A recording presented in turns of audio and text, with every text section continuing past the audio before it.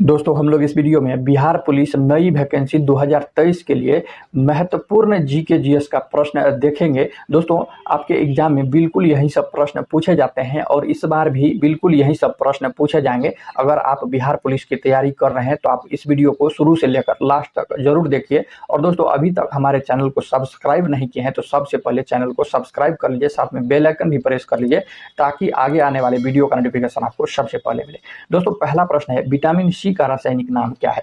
दोस्तों vitamin C का रासायनिक नाम आप लोग ध्यान रखेंगे, यह एस्कॉर्बिक एसिड होता है। ऑप्शन सी जो है क्या हो जाएंगे, राइट आंसर हो जाएंगे। पहला का ऑप्शन सी राइट आंसर हो जाएंगे। और दोस्तों विटामिन सी की कमी से जो है यह एस्कर्वी रोग होता है, तो आपको यह भी ध्यान रखना है। ऑप्शन सी पहला का राइट आंसर हो जाएंगे। नेक्स्ट प्रश्न है, दूसरा नंबर प्रश्न है, जस्तीकरण में किस धातु का प्रयोग होता है। तो दोस्तों जस्तीकरण में जो है यह जिंक धातु का प्रयोग किया जाता है। ऑप्शन ए जो है क्या हो जाएंगे, राइट आंसर हो जाएंगे। दो का ऑप्शन ए राइट आंसर हो जाएंगे। दोस्तों ये प्रश्न जो है कई बार कई एग्जाम में प्रश्न पूछे गए हैं, महत्वपूर्ण प्रश्न है, तो आप लोग ध्यान रखेंगे। नेक्स्ट प्रश्न है दोस्तों, तीसरा नंबर भी प्रश्न बहुत ही महत्वपूर्ण है, वीवीआई प्रश्न है। ये प्रश्न भी कई एग्जाम में पूछे जा चुके हैं। मनुष्य के शरीर में अधिकांश भोजन कहाँ पचता है। तो दोस्तों मनुष्य के शरीर में अधिकांश भोजन की बात होता है तो दोस्तों छोटी आंत हो जाएगी। दोस्तों मनुष्य के शरीर में अधिकांश भोजन जो है यह छोटी आंत में पचता है, तो ऑप्शन बी जो है 3 नंबर का क्या हो जाएंगे, राइट आंसर हो जाएंगे। दोस्तों बड़ी आंत में भी जो है भोजन का पाचन होता है, लेकिन अधिकांश की बात हो जाए तो दोस्तों यह छोटी आंत में जो है मनुष्य के शरीर में अधिकांश भोजन पचता है, तो ऑप्शन बी जो है 3 नंबर का राइट आंसर हो जाएंगे। नेक्स्ट प्रश्न है, निम्नलिखित में से किसमें विटामिन ए बहुत अधिक मात्रा में पाया जाता है। दोस्तों सारे के सारे प्रश्न महत्वपूर्ण है, इंपॉर्टेंट है, इसलिए सारे प्रश्न को आप लोग ध्यान से देखते हुए और याद करते हुए चलना है। दोस्तों सारे प्रश्न जो है किसी न किसी भी एग्जाम में पूछा गया है। दोस्तों जो हम आपको देते हैं 100% गारंटी देते हैं, आपको ये सब प्रश्न किसी भी चैनल पर नहीं मिलेगा। तो आप लोग जो है सारे प्रश्न को ध्यान से देखते हुए याद करते हुए चलना है। दोस्तों निम्नलिखित में से किसमें विटामिन ए बहुत अधिक मात्रा में पाया जाता है। तो दोस्तों विटामिन ए जो है अत्यधिक मात्रा में जो है यह गाजर में पाया जाता है, तो ऑप्शन ए जो है क्या हो जाएंगे, राइट आंसर हो जाएंगे। और दोस्तों विटामिन ए की कमी से जो है यह आंख में रतौंधी की बीमारी होता है, तो आप लोग ये भी ध्यान रखेंगे। और दोस्तों गाजर में जो है यह केरोटीन पाया जाता है। क्या पाया जाता है, तो गाजर में केरोटीन पाया जाता है। और दोस्तों चावल में आप लोग कई लोग ध्यान रखेंगे, चावल में जो है यह कार्बोहाइड्रेट पाया जाता है और गेहूं में भी कार्बोहाइड्रेट पाया जाता है, तो आपको ये भी ध्यान रखना है। और दोस्तों दाल में जो है सर्वाधिक प्रोटीन पाया जाता है। क्या पाया जाता है, सर्वाधिक प्रोटीन पाया जाता है दाल में। और दोस्तों सोयाबीन में अत्यधिक मात्रा में प्रोटीन पाया जाता है, तो आपको ये भी ध्यान रखना है। नेक्स्ट प्रश्न है, रेडियो सक्रियता के वर्ग विस्थापन का नियम प्रतिपादन किया। तो यह दोस्तों किसने जो है यह प्रतिपादन किया, यह फजन और सेंडी ने किया था। किसने, तो फजन तथा सेंडी ने जो है यह रेडियो सक्रियता के वर्ग का जो है विस्थापन किया था। तो दोस्तों 5 नंबर का ऑप्शन ए जो है क्या हो जाएंगे, राइट आंसर हो जाएंगे। ऊर्जा का मात्रक क्या है। दोस्तों ऊर्जा का मात्रक जो है सभी को पता है, यह जूल होता है, तो ऑप्शन सी जो है क्या हो जाएंगे, 6 नंबर का राइट आंसर हो जाएंगे। नेक्स्ट प्रश्न है, 7वां नंबर प्रश्न है, रक्त संचरण संबंधी खोज की। दोस्तों रक्त संचरण संबंधी खोज जो है यह किसने किया था, तो यह विलियम हार्वे ने किया था। किसने, तो विलियम हार्वे ने किया था। 7 का ऑप्शन सी राइट आंसर हो जाएंगे। नेक्स्ट प्रश्न है, स्टीम इंजन के आविष्कारक कौन थे। दोस्तों स्टीम इंजन के आविष्कार जो है किसने किया था, तो यह दोस्तों स्टीम इंजन के आविष्कार जो है जेम्स वाट ने किया था। किसने, तो जेम्स वाट ने किया था। दोस्तों 8 नंबर भी प्रश्न वीवीआई प्रश्न है, आप लोग ध्यान रखेंगे, कई बार पूछा गया है। कार्बोहाइड्रेट का कौन सा प्रकार हमारे भोजन का मुख्य घटक है। दोस्तों कार्बोहाइड्रेट का कौन सा प्रकार जो है यह हमारे भोजन का मुख्य घटक है, तो यह दोस्तों स्टार्च है। कौन है, तो स्टार्च है। ऑप्शन बी जो है 9 नंबर का राइट आंसर हो जाएंगे। नेक्स्ट प्रश्न है, 10 नंबर प्रश्न है, किस रक्त समूह के व्यक्तियों को सार्वभौमिक दाता यूनिवर्सल डोनर कहा जाता है।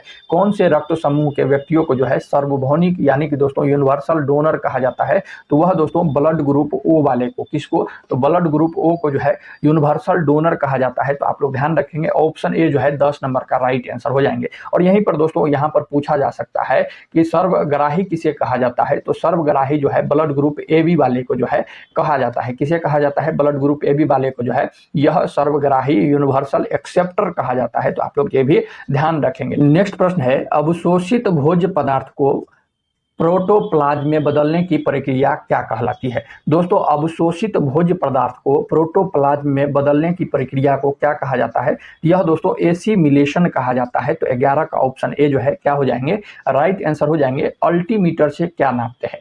दोस्तों, अल्टीमीटर से जो है भूतल से ऊंचाई को मापा जाता है। तो 12 का बी ऑप्शन जो है राइट आंसर हो जाएंगे। नेक्स्ट प्रश्न है, निम्नलिखित में से कौन सा आयन कार्बन परमाणु के सम इलेक्ट्रॉनिक है? तो दोस्तों, निम्नलिखित में से कौन सा आयन कार्बन परमाणु के जो है सम इलेक्ट्रॉनिक होता है? तो यह दोस्तों N+ हो जाएगा। किसका हो जाएगा? तो N+D ऑप्शन जो है 13 का क्या हो जाएंगे? राइट आंसर हो जाएंगे। नाइट्रोजन प्लस हो जाएगा, ऑप्शन डी राइट आंसर हो जाएंगे। नेक्स्ट प्रश्न है, किसी वस्तु की सभी स्थितियों के लिए कौन सा आभासी व सीधा प्रतिबिंब बनाता है?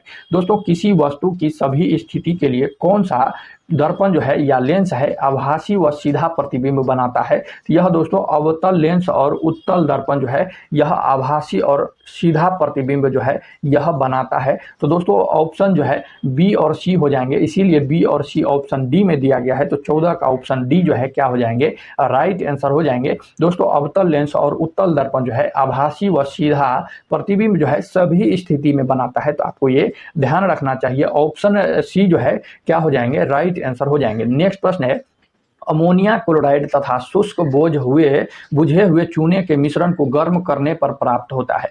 दोस्तों, अमोनियम क्लोराइड तथा शुष्क बुझे हुए चूने को मिश्रण को जब गर्म करते हैं तो दोस्तों यह क्या प्राप्त होता है? तो यह दोस्तों अमोनिया गैस प्राप्त होता है। क्या होता है? यह अमोनिया गैस प्राप्त होता है। तो 15 का ऑप्शन सी क्या हो जाएंगे? राइट आंसर हो जाएंगे। 15 का ऑप्शन सी जो है क्या हो जाएंगे? राइट आंसर हो जाएंगे। नेक्स्ट प्रश्न है, ऑक्जेलिक अम्ल H2C2O4 में कार्बन की संयोजकता है। दोस्तों, ऑक्जेलिक अम्ल में जो है यह कार्बन की संयोजकता पूछा जा रहा है। तो क्या हो जाएगा? तो आप लोग ध्यान रखेंगे, H का +1 होता है तो 2 है, तो 2 प्लस यहाँ पर कार्बन का निकालने के लिए पूछ रहे हैं। तो 2 कार्बन है तो 2x लिख देते हैं। और दोस्तों O का जो है -1 होता है तो और 4 है। तो दोस्तों -1 गुने 4 बराबर 0 हो जाएगा। तो आप इसको सोल्व करेंगे तो कितना हो जाएगा? तो x बराबर 3 आएगा। तो दोस्तों कार्बन की जो है संयोजकता कितना हो जाएगा? तो 3 हो जाएगा। तो ऑप्शन 3 जो है सी में दिया गया है। तो आप लोग ध्यान रखेंगे, कार्बन की संयोजकता इस विधि से निकाला जाता है। तो 16 का ऑप्शन सी राइट आंसर हो जाएंगे। जब किसी जल की कठोरता उबालने से दूर हो जाए तो कठोरता की प्रकृति कहलाती है। दोस्तों, जब किसी जल की कठोरता उबालने से दूर हो जाता है तो उस कठोरता को जो है यह क्या कहा जाता है? तो आप लोग ध्यान रखेंगे, उसे जो है अस्थायी कठोरता कहा जाता है। तो ऑप्शन बी जो है अस्थायी कठोरता राइट आंसर हो जाएंगे। 17 का ऑप्शन बी राइट आंसर हो जाएंगे। किस तत्व को रसायन विज्ञान में आवारा तत्व की संज्ञा दिया गया है? दोस्तों, कौन से तत्व को जो है आवारा तत्व कहा जाता है? तो आप लोग ध्यान रखेंगे, हाइड्रोजन को जो है आवारा तत्व कहा जाता है। ऑप्शन डी जो है हाइड्रोजन क्या हो जाएंगे? राइट आंसर हो जाएंगे। दोस्तों, नेक्स्ट प्रश्न है किसी तत्व का परमाणु भार बराबर होता है। दोस्तों, किसी तत्व का परमाणु भार बराबर क्या होता है? तो आपको ध्यान रखना है, तुल्यांकी भार गुने संयोजकता होता है। क्या होता है? तुल्यांकी भार गुने संयोजकता होता है। ऑप्शन सी जो है 19 का राइट आंसर हो जाएंगे। अवरक्त स्पेक्ट्रम स्थित है। दोस्तों, अवरक्त स्पेक्ट्रम जो है यह स्थित होता है। तो दोस्तों यह सूक्ष्म तरंग तथा दृश्य क्षेत्रों के बीच स्थित होता है। तो किसके बीच होता है? यह सूक्ष्म तरंग तथा दृश्य क्षेत्र के बीच जो है यह अवरक्त स्पेक्ट्रम जो है स्थित होता है। तो 20 का ऑप्शन ए जो है राइट आंसर हो जाएंगे। मनुष्य की साधारण श्वसन दर कितनी होता है? दोस्तों, मनुष्य जो है 1 मिनट में कितनी बार सांस लेता है, यही प्रश्न पूछा गया है। तो दोस्तों सामान्य मनुष्य जो है 1 मिनट में 15 से 18 बार जो है 1 मिनट में सांस लेता है। तो 15 से 18 बार जो है पर मिनट दिया गया है ऑप्शन ए में। तो 21 का ऑप्शन ए जो है क्या हो जाएंगे? राइट आंसर हो जाएंगे। और दोस्तों, एक स्वस्थ मनुष्य जो है 72 बार हृदय धड़कता है। दोस्तों, एक स्वस्थ मनुष्य में जो है हृदय की धड़कन जो है पर मिनट 72 बार होता है। तो आपको ये भी ध्यान रखना है। और दोस्तों, सामान्य नाड़ी दर भी जो है 72 बार पर मिनट होता है। और दोस्तों, भ्रूण अवस्था में शिशु का जो है 130 बार हृदय धड़कता है 1 मिनट में। तो आपको ये भी ध्यान रखना है। दोस्तों, मनुष्य में जो है पर मिनट 72 बार जो है हृदय की धड़कन होता है। और दोस्तों, शिशु में जो है नवजात शिशु में 1 मिनट में 130 बार धड़कता है। तो आपको ये भी ध्यान रखना है, ये सब एग्जाम में प्रश्न पूछे जाते हैं। दोस्तों नेक्स्ट प्रश्न है, वृद्धि हार्मोन का स्रावन किसके द्वारा होता है? तो दोस्तों वृद्धि हार्मोन के स्रावन जो है यह पिट्यूटरी ग्लैंड के द्वारा होता है। तो ऑप्शन बी जो है क्या होते हैं, तो 22 का राइट आंसर हो जाएंगे। दोस्तों वृद्धि हार्मोन का स्रावन जो है यह पीयूष ग्रंथि यानी पिट्यूटरी ग्लैंड के द्वारा जो है यह होता है। और दोस्तों पिट्यूटरी ग्लैंड को जो है यह मास्टर ग्रंथि भी कहा जाता है, तो आपको ये भी ध्यान रखना है। दोस्तों आपसे पूछा जा सकता है कि मास्टर ग्रंथि किसे कहा जाता है, तो पीयूष ग्रंथि को जो है मास्टर ग्रंथि कहा जाता है, तो आपको ये भी ध्यान रखना है। ऑप्शन बी जो है 22 नंबर का राइट आंसर हो जाएंगे। लैंगरहैंस के द्वीप जो इंसुलिन का स्राव करते हैं स्थित होते हैं। दोस्तों लैंगरहैंस के द्वीप जो इंसुलिन का स्राव करते हैं वह जो है कहाँ पर स्थित होते हैं, तो यह दोस्तों अग्नाशय में जो है स्थित होता है। तो ऑप्शन डी जो है 23 नंबर का राइट आंसर हो जाएंगे। दोस्तों इंसुलिन लैंगरहैंस दीपिका के बीटा कोशिका के द्वारा जो है स्रावित होता है। किसके द्वारा स्रावित होता है, तो यह बीटा कोशिका के द्वारा जो है यह स्रावित होता है अग्नाशय में। ऑप्शन डी जो है 23 नंबर का राइट आंसर हो जाएंगे। दोस्तों किस हार्मोन द्वारा हृदय स्पंदन तथा रुधिर दाब बढ़ जाते हैं? दोस्तों किस हार्मोन द्वारा हृदय स्पंदन तथा रुधिर दाब जो है यह बढ़ जाते हैं, तो यह दोस्तों एड्रेनल के द्वारा जो है यह रुधिर दाब बढ़ जाते हैं, स्पंदन तथा रुधिर दाब बढ़ जाते हैं। तो ऑप्शन बी जो है 24 का राइट आंसर हो जाएंगे।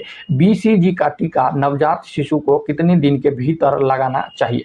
दोस्तों बीसीजी का टीका जो है यह नवजात शिशु को कितने दिन के भीतर लगा देना चाहिए, तो आपको ध्यान रखना है यह 6 माह के भीतर बीसीजी का टीका लगा देना चाहिए बच्चों में। नेक्स्ट प्रश्न है, सर्वाधिक क्रियाशील हैलोजन है। दोस्तों सर्वाधिक क्रियाशील हैलोजन जो है यह कौन सा है, तो यह दोस्तों आपको ध्यान रखना है फ्लोरीन है। कौन सा है, तो यह फ्लोरीन जो है सर्वाधिक क्रियाशील हैलोजन तत्व है। तो ऑप्शन डी जो है 26 का राइट आंसर हो जाएंगे। चलिए दोस्तों आज के क्लास में इतना ही रहने देते हैं।